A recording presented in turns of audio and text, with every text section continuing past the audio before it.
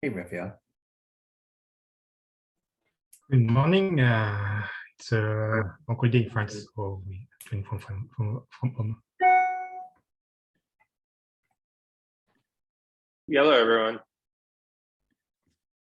Hello. This is Joey from Freedom Pie. You doing?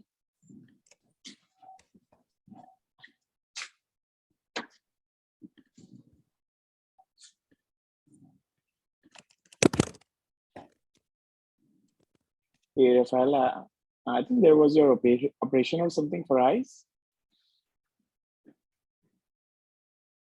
Rafael? Hello? Oui? Yes? Yeah, you had your operation for eyes. Maybe I read it somewhere. What do you mean? Yeah. So some eye treatment, you were having some eye treatment? Eyes treatment, no?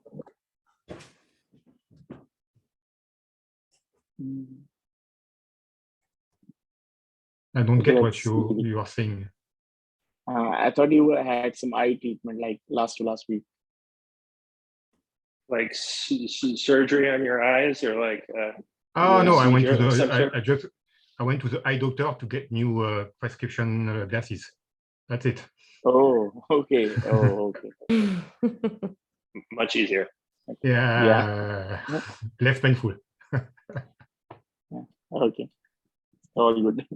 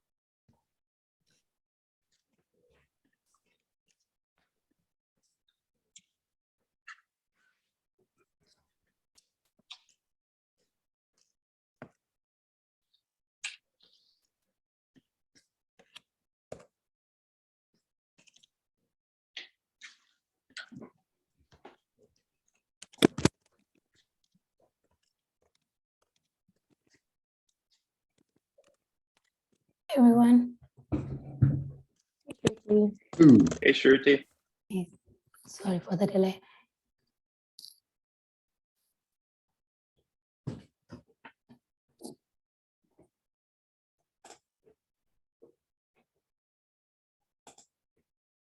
Do we have quorum to get started, Kendall? Yes, I believe so. Yes. Yeah, so we can go ahead and get started. Do we want to start on the grant proposals or do that at the end?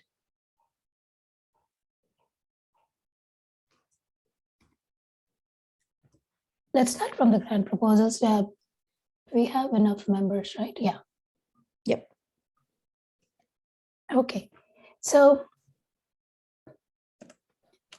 I believe, yeah, if Ken is also there. Okay, so I think most of the members have had a chance to review the proposals. And I was hoping Govind would also be joining. Yeah, I'm there, Shruti. Okay, great. And we have, and thank you all for taking time to do this. I think it took a while for everybody to go over the proposal. And I see people have put in their name of parts of the proposal they approve. And I see that there's a discussion on the review page around, for most part, I appreciate the patience the authors have shown, and I think kind of got dogfooding the grant process, because this proposal was presented a long time ago and we are in the process of reviewing it. They have been responsive with the feedback from the members. I highlighted 2 risks here, and Govind has also brought up one more risk on the arm side. So the risk I identified is about Evgeny's involvement once the metal support ramps down. And to Evgeny's point, Evgeny is the co-sponsor for this proposal. And to his point, maybe I can share my screen here to keep everybody on the same page. So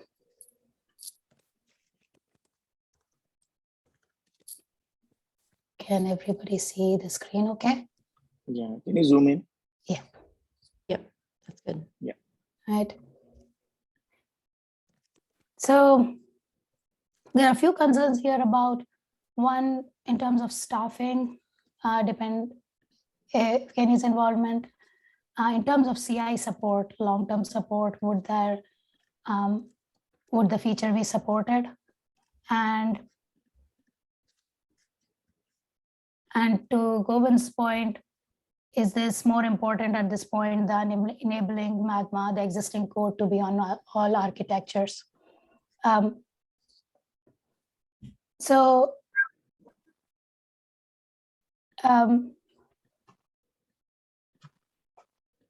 I think Evgeny had a comment there that one, he will continue to support, and in terms of CI, unit tests would be enough to maintain the CI in a healthy state. But I think Eswin has a good call out there that what's the long-term plan if there's no deployment running these features and testing it. And I think, Govind, would you like to highlight your risk here? Yeah, Before we so go into discussion. yeah, I don't have any questions on the technical aspects. It's a great proposal. I'm trying to emphasize on the priority for the Magma project at this point of time. I'm looking at ARM's point of view. It's not enabled as of now. There is a lot of work to be done on the CI aspect. So I just want to insist on the priority. Technically, I don't have any questions. It looks great. Okay. So, and I think question about the priority. So is it the same resources that would be working on this project as those working on CI? Because my understanding was it's mostly the shoelace wireless team proposing to work on this. So is it just a question of funding priority, or is it also a question of resource? Joey, I don't think it will be the same resources as the test we will discuss on the next proposal. I think it's more, as you mentioned, the last point will be more money difference, because I think the resource, as you mentioned, will be certainly handled by shoeless wireless. You got it. Okay. I do want to call out that there are resource implications for the TSC as well. So whoever gets a grant, the TSC is responsible for making sure the milestones are hit and they're paid out. So the more proposals the TSC signs up for, the more you need to make sure that you have the resourcing on the TSC side. Yep, that's a good point, Aswin.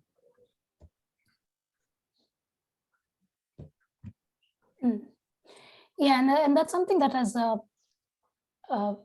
we are trying to flesh out in terms of like how the grant plays out, because one, at this point in this stage in the proposal, the TSC wants to give a technical suggestion to the governing board, like how does the proposal look technically, and at the same time we also need to keep a foresight on, once a grant goes through, what is the future of that?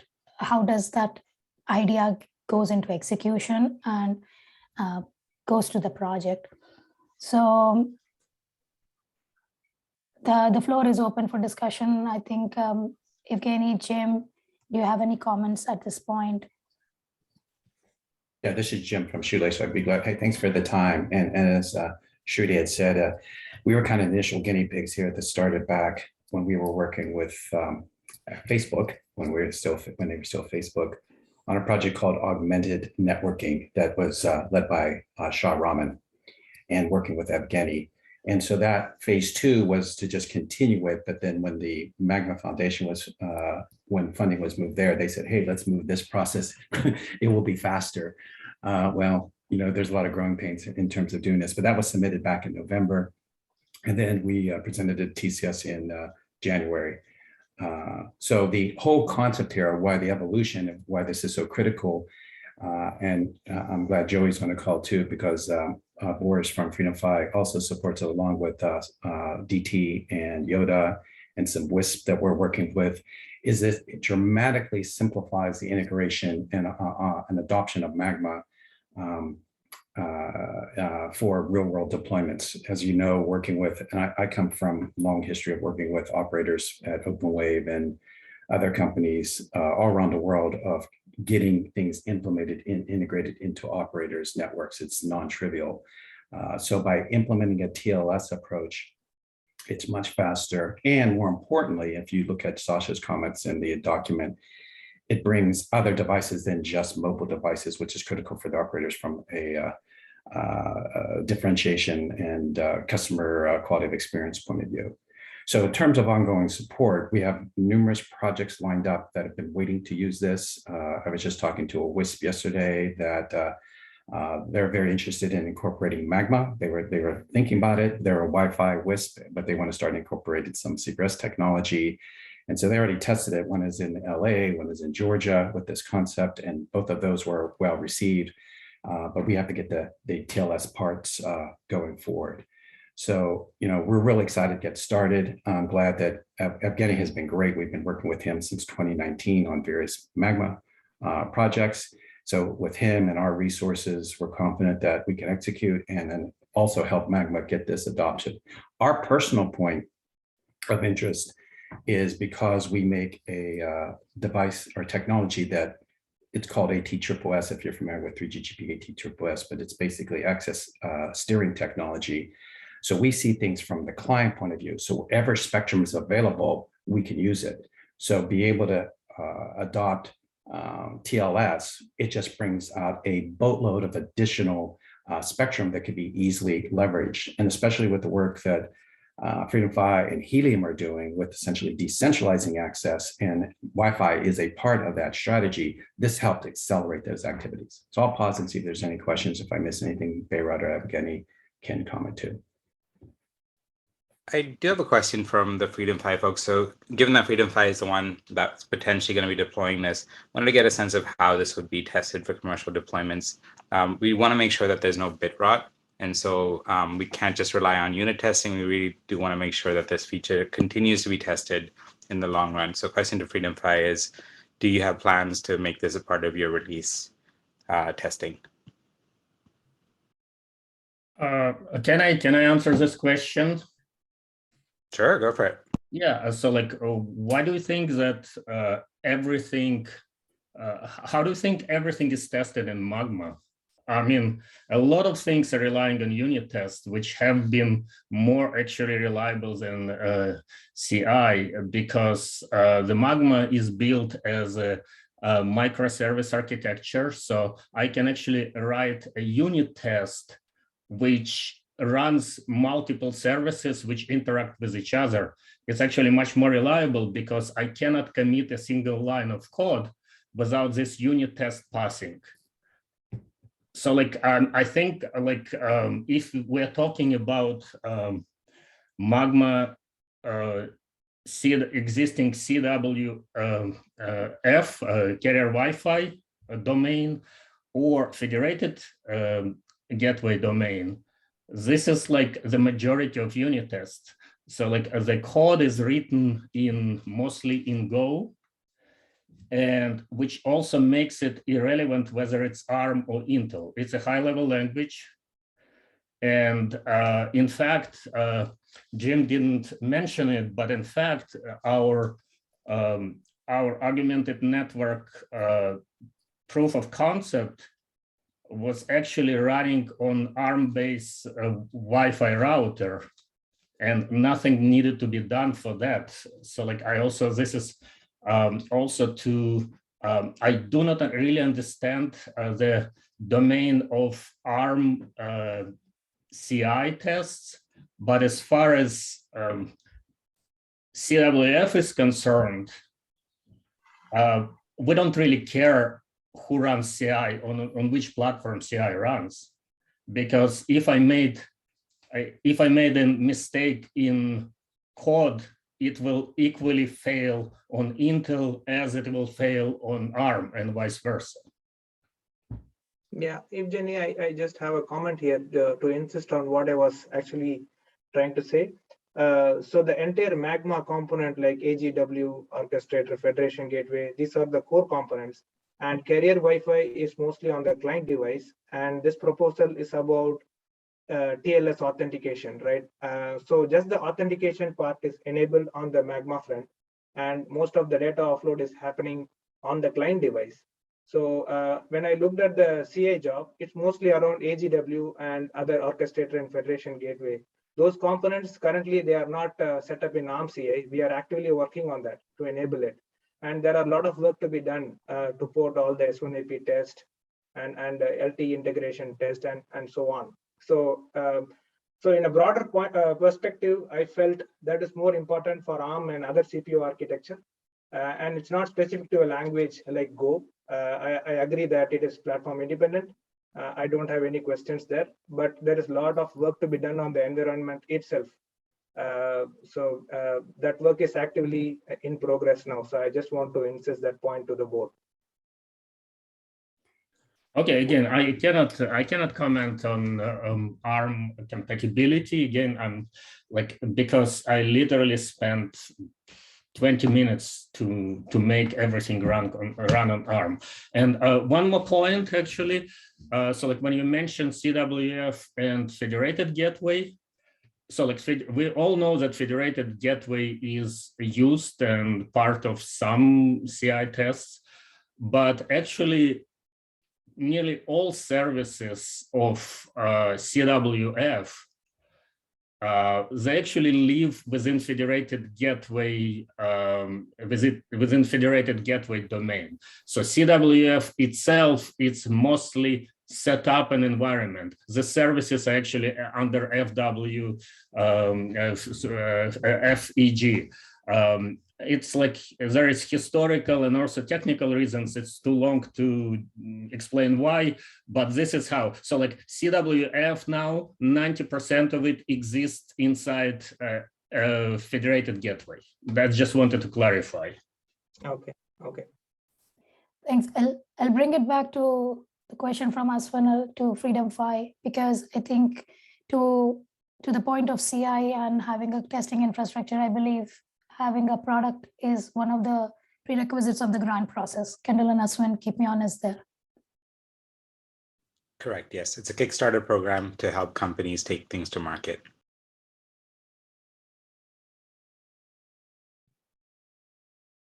We are working on our Wi-Fi plans at the moment. We haven't committed to a solution architecture yet. So anything that we do deploy, we obviously test a lot. But we haven't committed to our Wi-Fi stack yet. And that said, Joey, Boris actually he supported this proposal because of the need of having TLS authentication, whatever you're going to be doing. And then as far as Ashwin is concerned, we have it actually baked in our project. We were selected as part of DT's accelerated program out of 125 startups for our converged technology. And I'm sure you're all aware of the adoption of fixed wireless access is the key growth driver of 5G for operators because they can't monetize Wi-Fi, or sorry, kind of monetize 5G on a mobile device, but they have seen great progress with fixed wireless. And our solution brings it to a next level for convergence, which it's DT, it's Vodafone, it's numerous other operators' top initiatives. So I think this is strategically important if Magma wants to adopt it, especially what FreedomFi and others, Poland and others are doing for decentralized access. That accelerates the adoption of these types of technologies. Jim, just to be clear then, so are you saying that DT is deploying Magma and is using this particular feature, or are you deploying it for DT? Who's actually deploying it in the field in a commercial context? So it's a POC first. So they're commissioning us to take our technology and port it onto a Wi-Fi router on something called RDK. RDK stands for Research Development Kit. It's the new evolution of the router technology. And one of our RDK modules called RDKB. So we'll be making our technology inside of that OS. And then the next step is POCs, market trials, and all that. You know how operators care, you know, how long they take. But it's a huge initiative, top initiative. Got it. That's very helpful. Can you just clarify, when you said our technology, do you mean Magma, or do you mean that your piece that you're hoping to bring to Magma? Because we need to be able to understand the quality of those networks before we switch. So when we make a decision, the way our technology works, we maintain the connection on, say, cellular, and before we decide to move or migrate to another technology, we need to know the quality of that network. So if you look at the actually, the reason why this whole proposal came up, if you look at the augmented networking technology, you know, Evgeny did a great job, but he ran the SIM authentication. You know, we kind of faking it in the tip lab. In production, you can't do that. So, you know, we said, look, we need to go to EPSIM or TLS authentication, so we can now make that available. So we do it for two things. One, we use our open schema technology that we open source in Magma, so we can characterize what the quality of what's happening on the mobile device. But if we're managing we have Magma, the CWAG that Evgeny did on the router, so we know what that quality is, so we know, can we safely jump on that device? One thing that's real important, and it's often forgot, the user has ultimate control, whether it's CBRS or Wi-Fi. If the user does not like the experience, they shut off that capability, they turn off Wi-Fi or turn on the second SIM, and you have no chance to take advantage of those networks. So what we're doing is we're baking that in to that technology for all our POCs, because we need to be able to do that. And then Sasha has been working with us from DT since the start. I mean, so whether or not DT adopts it, but this is the best chance to get into a top 10 carrier in the world to provide this type of insight. Sorry, I thank you very much for that explanation, but I'm maybe just not fully understanding it. Is this Magma running on those routers, or is this just a component of Magma? It's the Magma. We're going to be putting the CWAG and our open schema technology on the. So you're familiar with the CWAG that Evgeny did? He ported the CWAG onto a router, on an ARM-based router. So we actually are working on an ARM-based router to do that. So it'll be the CWAG of Magma and open schema. Got it. Thanks.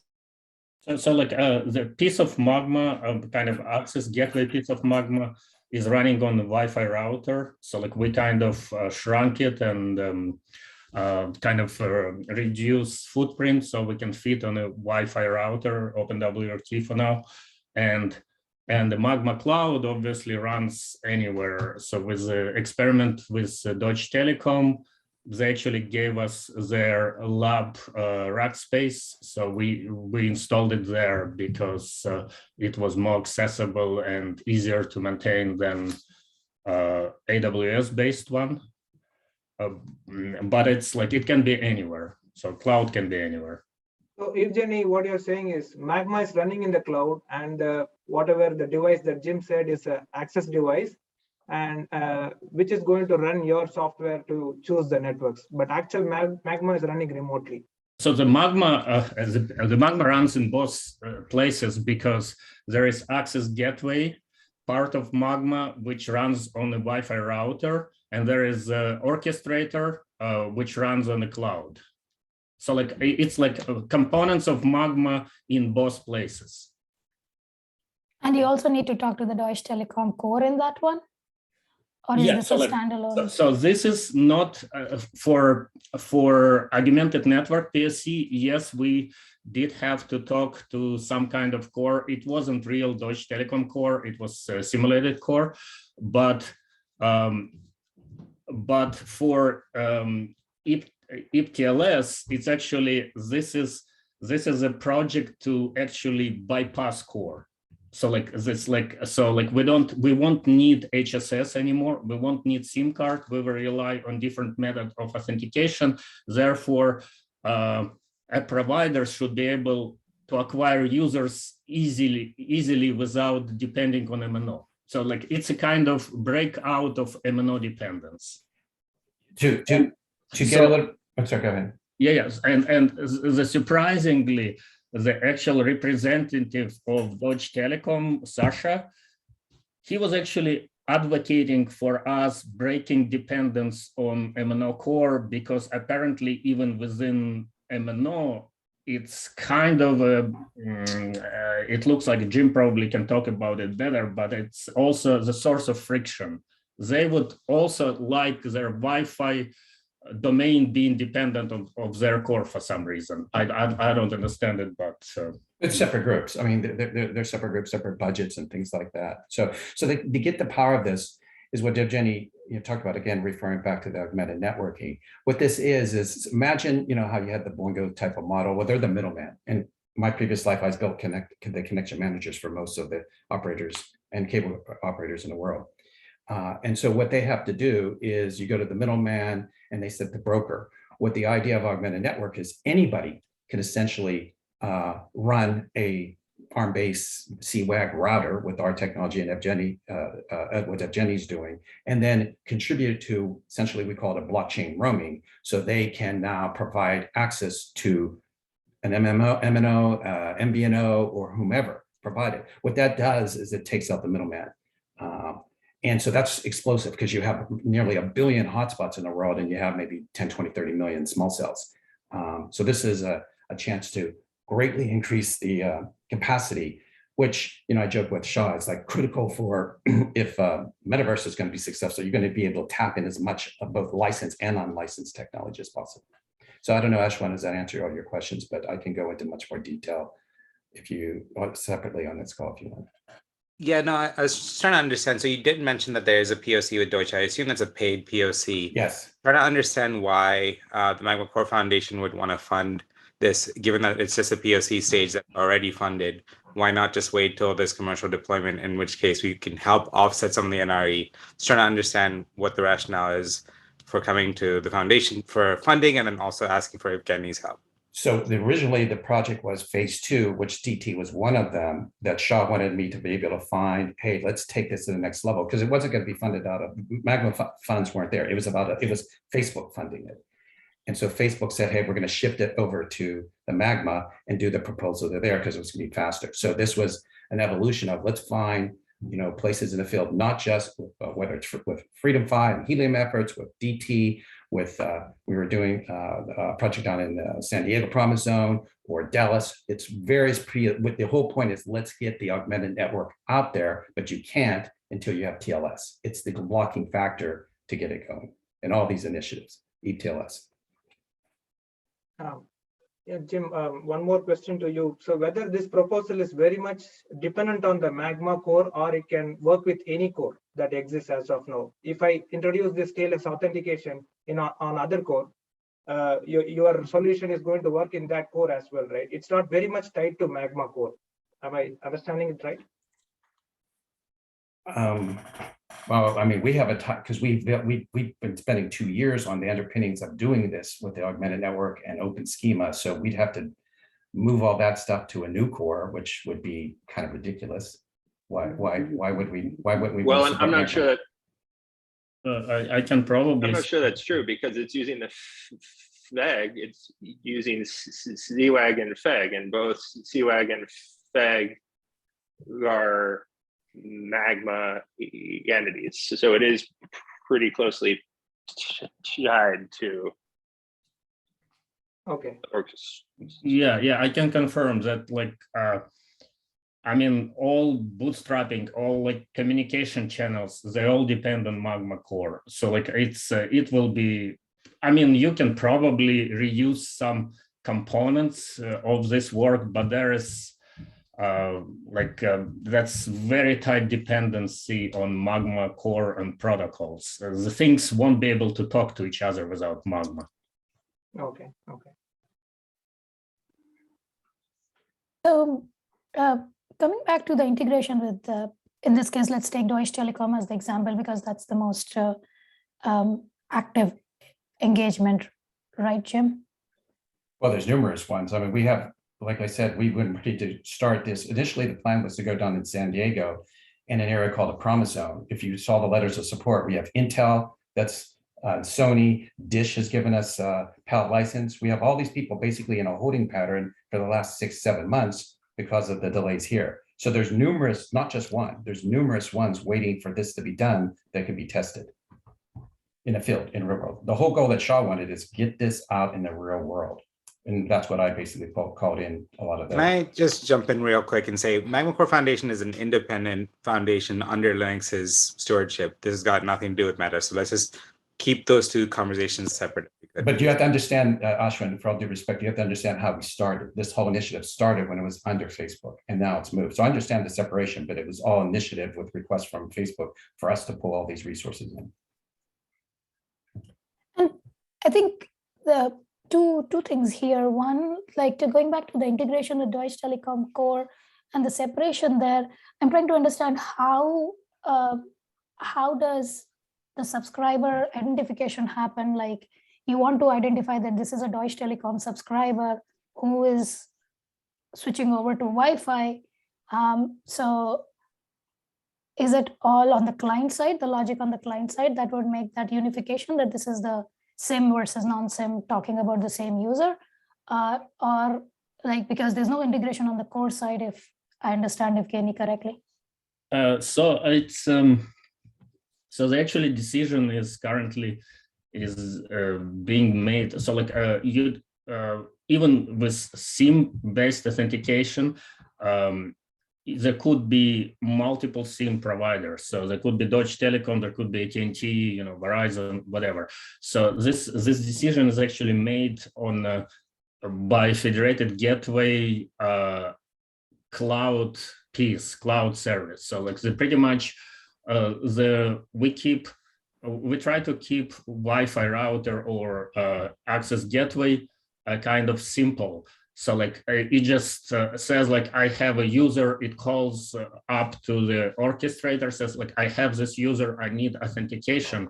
So the whole logic is happening in orchestrator. So we are also thinking of doing the same TLS will happen on orchestrator. So if we have this HSS Lite, this our own HSS, and so this will be similar to that. So you would have another authenticator like TLS on somewhere on federated part of orchestrator, which will keep those keys and the certificates and will provide authentication.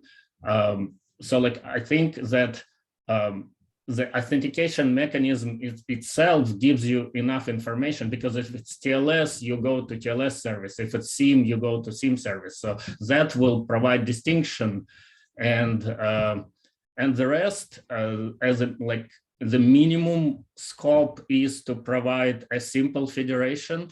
The probably future looking scope to provide this neutral host, which we added later for federated gateway for multiple MNOs. So, but the number one step should be, can we do it for a single provider? Right, and I think my confusion is coming from the going back to Govind's question, right? If this is happening in parallel to the main core, is it, if you add the client side logic, can this work with any, I'm thinking where the key contribution happens here? Is it the client side changes which would enable Deutsche Telekom to work with any Wi-Fi provider, or is it bound to Magma? And because the FEC component talks to core, but then they don't want the core to integrate with the Wi-Fi authenticator. So that's the disconnect I'm trying to build here. And the second level of question I had was, Jim, I see the letters of support from a lot of people, but then going back to Aswin's point, in the 6 months that we have spent, that this proposal has not made progress, has there been progress on other fronts in terms of resourcing and making, if it's in such a critical path for some of these products and offerings, what's the update there? You want me to go with the second part first? Yeah, go ahead. So the second part is all that was contingent because Shaw didn't want to have, at that time, Facebook pay the full load. So they wanted other people to have skin in the game. So they stepped up, but that's dependent that Facebook steps up. So now we're in gridlock and limbo. They'll say, what's going on? I mean, for the last several months with Intel, they've been ready to go. And they go, what's going on with Facebook? And I go, well, they kind of moved to the foundation thing. I have to make excuses. So yeah, it's no one person was going to pay. We wanted everybody, or at least Shaw wanted to have skin in the game. So we went and said, okay, get a little piece here, get a little piece here to do it. So they're still waiting. I had called with Sony on Friday saying what's going on. Yeah, that's where we're at on that. And what was your first part? Yeah, maybe I add something, Shruti, to Behrat here from Shoelace. Add something to your, about the first question. And I mean, the core benefit of TLS is that it disaggregates Wi-Fi deployment from 3GPP interfaces. That's the huge part that takes ages to, we collectively on this call, we probably have tens of years of deployment experience. And we know that how hard it is to get into 3GPP interfaces, get into MNO's core. The second thing is that it enables any kind of, authentication, that any kind of, identity management that DT wants on any network or any Wi-Fi provider. So you want to use username and password to get a certificate. You want to use, your phone number to get a certificate. So it just creates this, another level of simplicity and another level of innovation for MNOs. But the key point is that it disaggregates the 3GPP interface from Wi-Fi, and that's why GSMA is also, kind of emphasizing it as talk about convergence. TLS is like a core component here. So from feature point of view, I think this is like a core feature. Even when you're talking about 5G without convergence really doesn't mean anything, especially after Rel 70. So that's like a core feature. And then when we talk about priorities, we should see, okay, what is blocker? So do you want to deploy Magma? I mean, Joy said that they haven't finalized their architecture, but think about how easy it is to deploy TLS versus MNO integration versus core integration, SIM-based authentication. Immediately they can start signing up users for Wi-Fi, making money for the their providers and their their themselves and their witnesses. So the simplicity is very important, and it's a blocker. When you have a blocker, priority goes to blocker, right?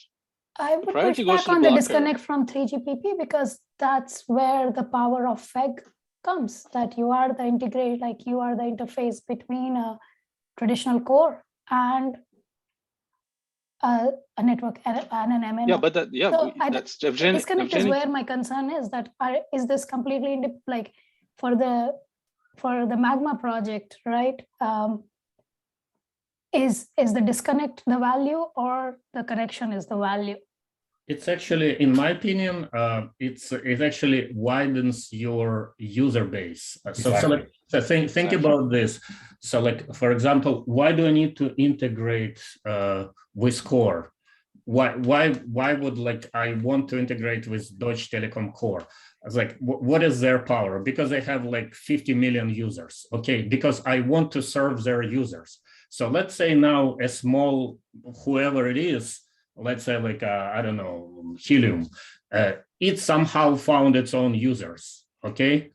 So it found its own users, and how much easier for this user provider would be to just drop TLS certificates on user devices and say, hey, guys, you now can be served by some other networks whenever you're close by.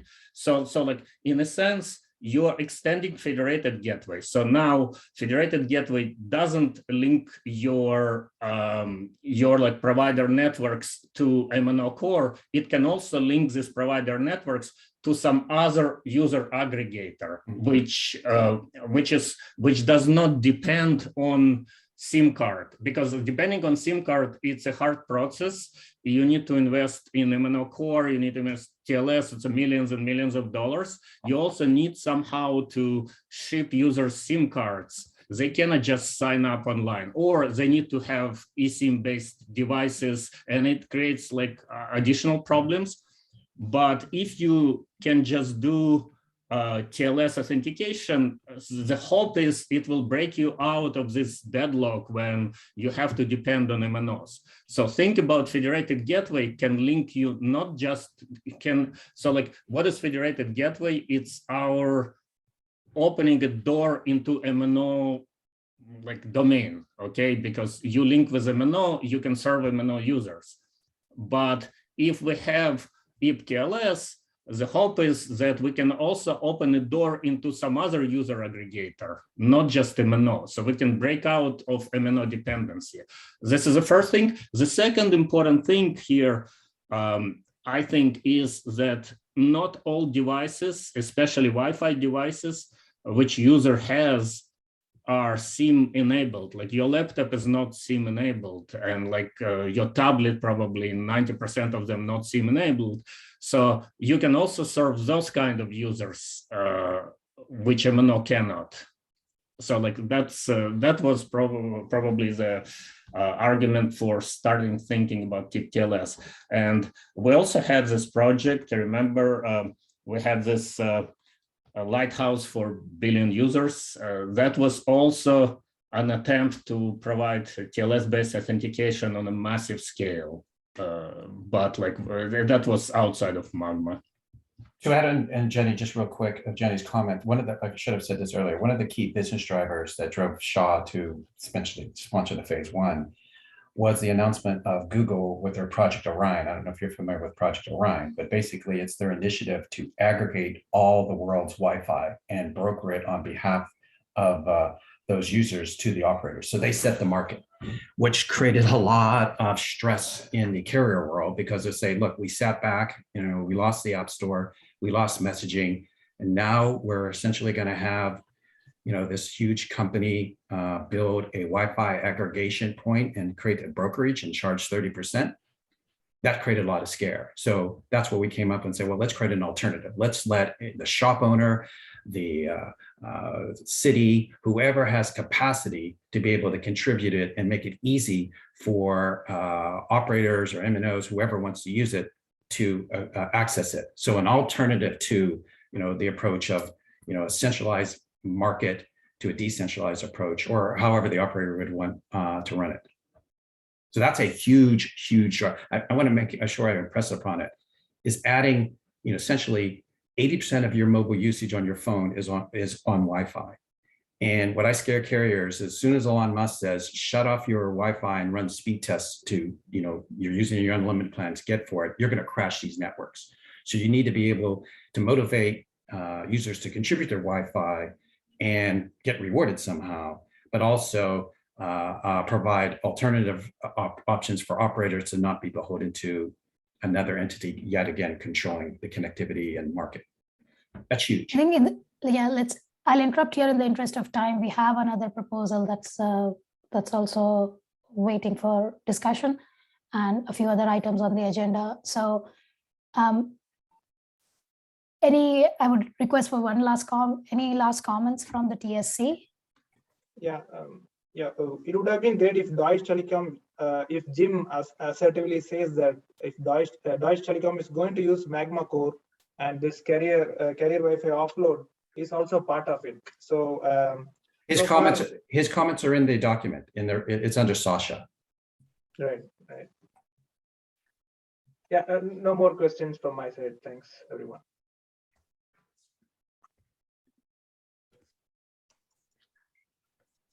Okay, so I think we've had any other questions from other members? Aswin, Kendall, do you have any comments to add here? All good. Nope, none for me. So if we want to take this to a vote, then feel free to raise the motion. Okay, so considering that we had so much discussion around, I think the TSC generally agrees on the technical aspect, and we have Evgeny as the co-donor sponsor here, and the questions that have come up are around the commercial viability and the commercial success of this proposal. My motion I would like to support that, make a recommendation to the governing board in that sense that this is a technically sound proposal and the commercial success is something that needs more clarity, and that's for the governing board to work out more on. Does that sound reasonable? So a conditional approval is what I'm proposing for this. My question is, aren't you only to opine on the technical aspect, let them comment whether or not there's a business aspect as opposed to you?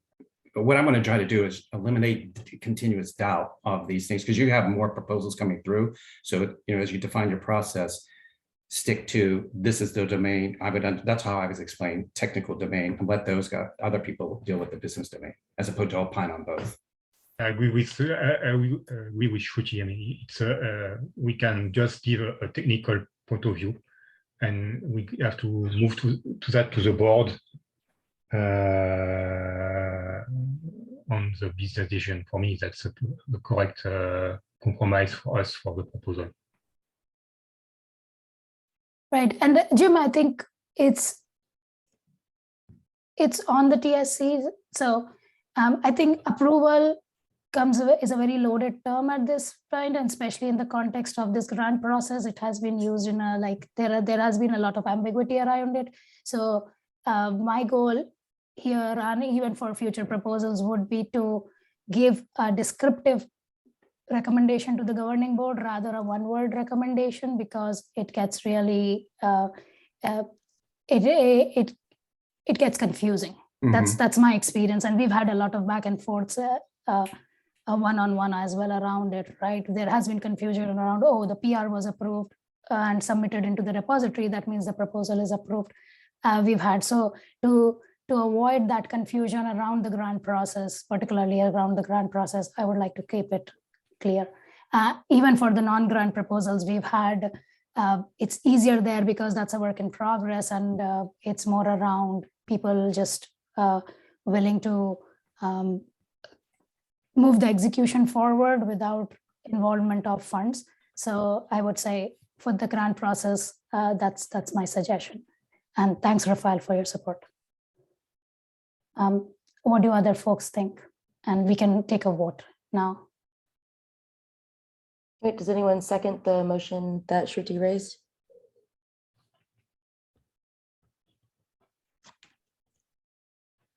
It's Mimi. Rafael. All right, thanks, Rafael. Okay, if everyone votes in favor, please say aye. Aye. Aye. Aye. Any opposed? Aye. Any abstains?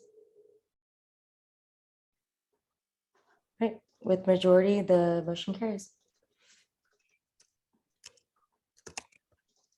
One quick last question for me, Jim. So sorry to take the time up here. But one on the call, I think Kendall, you arranged like a week or two ago where it was just general feedback from different Magma contributors. One of the things that Brian had said when he announced that Meta was going to be pulling some of the resources back, because I can understand and appreciate, Raphael and Belvin's comments about concern with, hey, there's a limited budget and how we prioritize. But Brian had said something about, well, additional funds could be made available. So I don't know if that's a chance to follow up, because, this whole initiative, when Magma Grant started, you have a lot of participants. And if those are going to be starved because of an urgent issue that Meta did, perhaps, well, taking up Brian and say, hey, explain this issue and see if they can contribute more. Obviously they invested a ton to get Magma to this level. So keep the momentum going, maybe there's a chance to get some additional funds. So for critical things like what Govind and Raphael are doing, that maybe is treated separately as opposed to limiting the proposals that already existed before that announcement. Sure, yeah, that makes sense. I'm happy to talk with Meta to see if that is an option. For right now, I know a lot of we do already have the grant funding separate, and then they are giving the Magma Core Foundation a lot of extra funding to quite honestly keep the lights on, to help with engineering resources and DevOps resources. That's to keep the project going. So we can definitely see what else they can throw at us, but obviously can't make any promises as I don't work for Meta. We'll talk to them too. I mean, we talk to them regularly, so I'll talk to Brian, Sean, Dan, to make sure. I don't know. Yeah, Jim, in the interest of time, let's move this discussion offline because we need to be respectful of other members as well. Thanks, Jim. All right, so we had the Magma testing proposal. Do we have time for that, or do we want to move that to a different meeting? I know we have other items on the agenda. Shruti, how would you like to prioritize them? I think we have enough votes in on the review board to start talking about that proposal. And I can quickly share the screen here.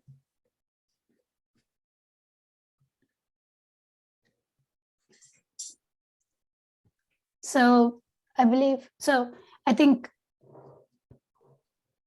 coming back to the Magma testing proposal, this was presented a couple of weeks back. And I think to Joy's point on the Slack channel, why we are jumping from old to new proposals, I think this one was, this is an ongoing effort to keep the current project healthy and extend the testing framework, which I think has a lot of community value as well as speaks to the stability of the project. So that's the reason I brought this up for review, and thank you all for reviewing, for adding your comments. I had a couple of questions to the authors, and Govind, you also had some comments to the authors, and they have updated the proposal and around what is the security consideration, how about the KPIs that they're looking, and they have updated this.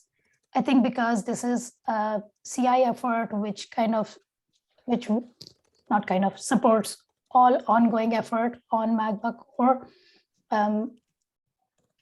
This is a relevant proposal for the project, but I am open for discussion at this point from other TSC members. I see some of the reviews, like Govind, you had partial reviews on here, some of the aspects you've not. And if you have any questions, Joey, I know you had a look at this. If you have any comments to add here. And Raphael, your comment is important here too, as the CI veteran on that project.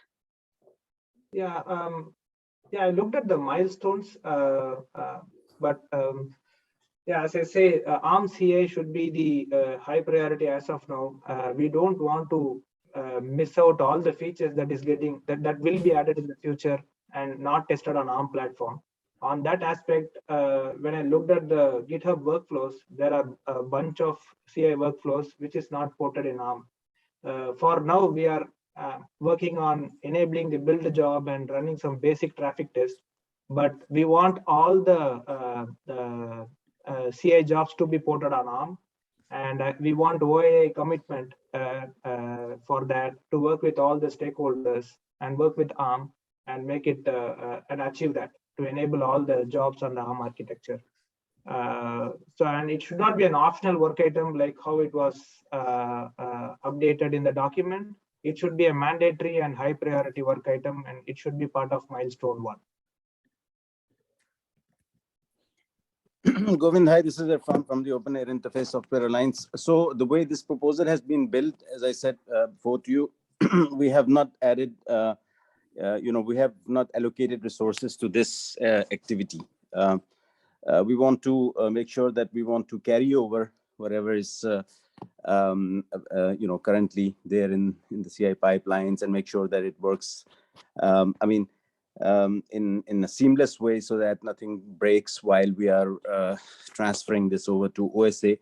But the extra effort that is required for porting ARM, others I'm sure have better knowledge of how much that effort is and how much of it has been done and how much is left. That is not part of this proposal as yet. This is a discussion that we should have maybe in a smaller group. That's what comes to my mind at present. Yeah. So I agree with that.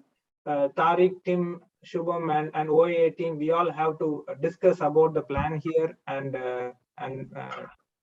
decide on the ownership. Yeah. But So this is Tariq here.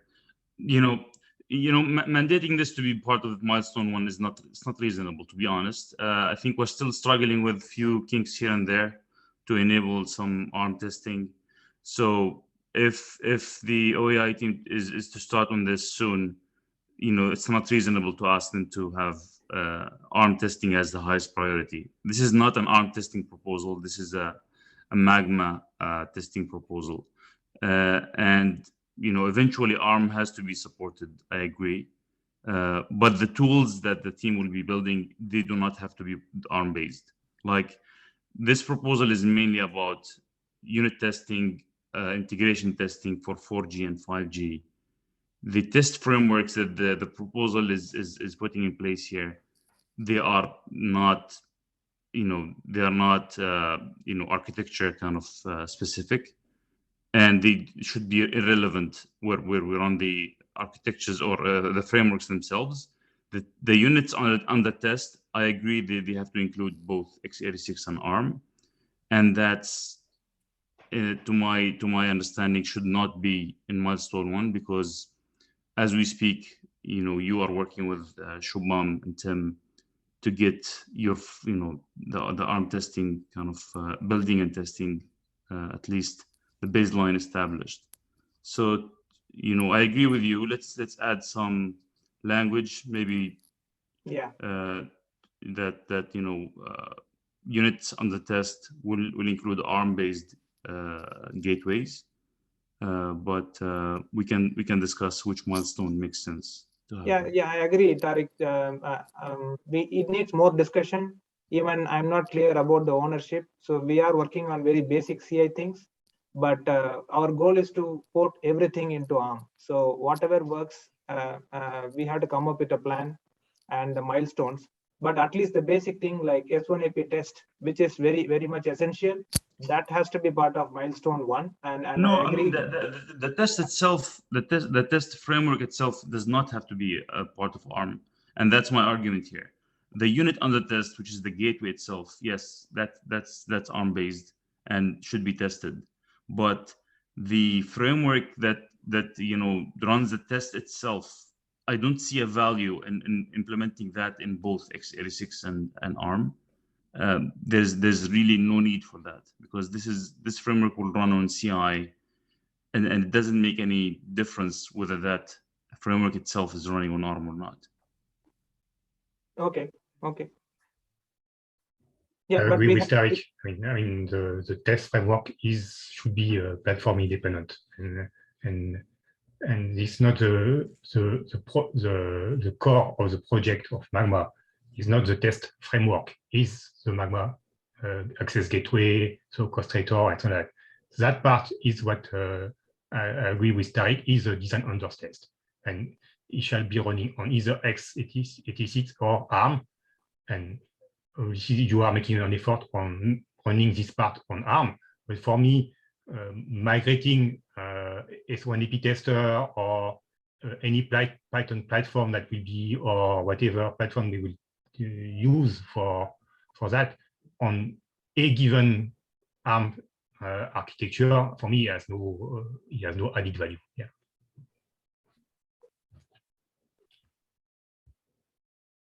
It's a test framework. It's a test framework anyway.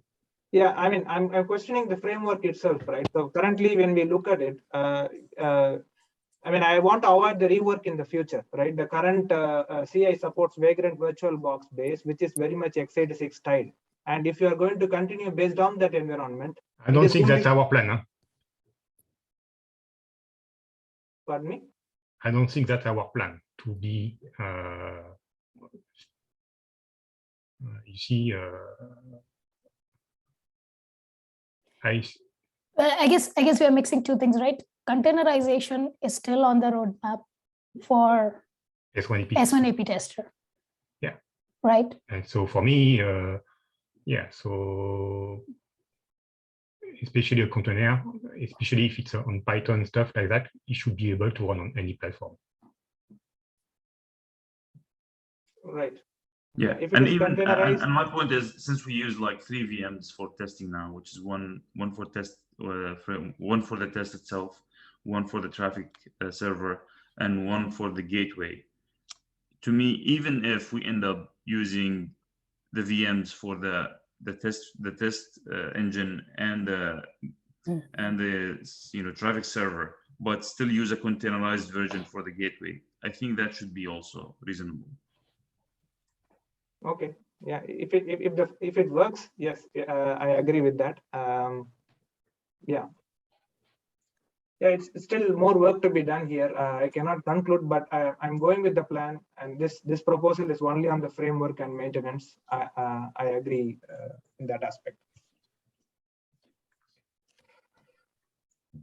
And I think just to add a bit of experience there, Govind, I know, like whenever we think about CI and adding a test on CI, and Rafael can speak to this, we had the Magma OAI Jenkins job that started with the inception of the project.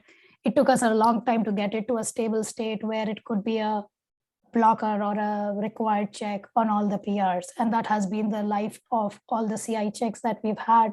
So I think in terms of like, oh, whether is this part of milestone 1 or milestone 2, I think that's it's hard to get that hard commitment on this is it. It will, for something that's a work in progress, I think we can a description saying, okay, this is on the roadmap and this is the eventual goal is a reasonable target than a date. Yeah. And just I'm the not way asking, CI has worked. Yeah, I'm not asking everything to be part of milestone 1. It can be in a phased manner, but very basic CI jobs, it needs to be enabled here. I don't want to reiterate that, and Tariq clarified that it is a framework-related proposal.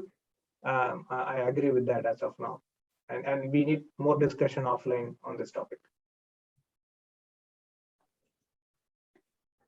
Sounds good. I think, yeah, we're already out of time. Thank you. I would take a couple of more minutes where same goes for this proposal. I think we would like to take a vote. If there are no other comments from any other members or the authors, we can take it to vote. Yeah, Shruti, just one comment from my side. Yes, Yogesh. Yeah, some of the items we see that might need some development effort also, like integrating with UD and USF. So should we do the development first and then take this item, or like how it will be? I just put that comments against those things. Right, I see. Let me scroll down to that. I think that's part of Q1 2023. Yes. Yeah. Yes. So let's say like NRF, we had a separate proposal for others also, like partially or fully. We have some development proposals. So how will it be integrated? Should that proposal come first, or like? So yeah, this is Irfan. Maybe this is not well understood. I mean, what we are speaking about is testing with third party for network components.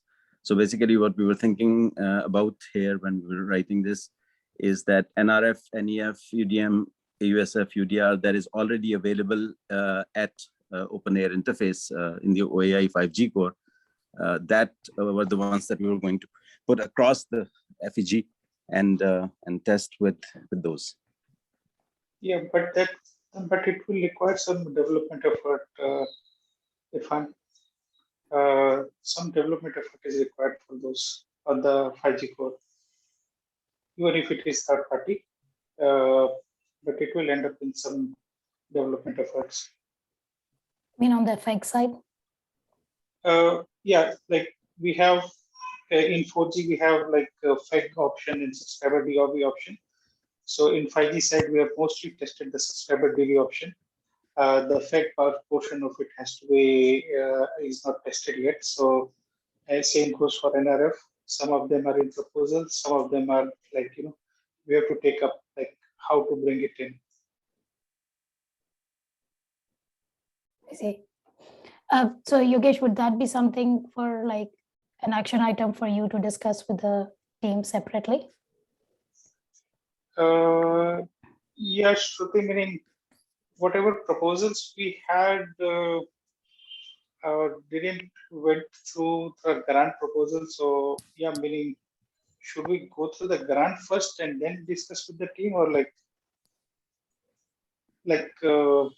so that's where the confusion was, like how should we go about it? Right. And I think to that point, like, is that a blocker for this particular grant proposal? I think considering that this is one of the multiple milestones, Tariq Fund, is that a blocker for other milestones? We don't believe so. Right. I think it ties back to the way to the discussion around like if the development so Tariq, you might comment here, but if the development of the features is happening, the testing would catch up to that feature development. That's my understanding here. Tariq is not in the meeting. Oh, I think, yeah. So Irfan, is that yes, Shruti, correct? I think that is the right way to articulate this. And then this one is relatively standalone as a test item here. Yogesh, does that make sense in the broad theme of the proposal? Does that make sense to you? Yeah, Shruti. So meaning as and when the features are there, we have to discuss with the team and take it forward. Like that's the way we are suggesting. Yeah. Is that Okay. right, Irfan? Is that the correct understanding? Sorry, I didn't get that. Please repeat, Yogesh. Yeah. So what I was saying, so let's say this milestone we can't achieve without a development effort. So meaning if there's any development plan, then we'll put the milestone, like so that we can be on par with whatever development is happening. Then we'll keep this milestone on hold. So in fact, yeah, I mean, when we were writing this, we had the understanding that we'll need to do some development work in FEG. So yeah, I mean, let's align on that. But I mean, it's not as if that would be fundamentally blocking something. I mean, if we need to execute this one, then we will figure out a way to do the necessary developments in fact. Sure. So yeah, I mean, this is in specific, but others in also general. Like I can see maybe based on the test case we take, it might need some development effort. So yeah, maybe we have to discuss along and take a call. Yeah, we are conscious of that. So when we're writing the proposal, as I said, I mean, we were anticipating that some additions will need to be done to a FEG. We have not studied them obviously yet in great detail, but this is sort of part of the development of the test itself. Okay, but yeah, I was talking about the development of the code which might be needed to enable it. So sure, we can discuss that. Yeah. Sure. But I don't see this to be fundamentally blocking this this milestone. Sure. Okay.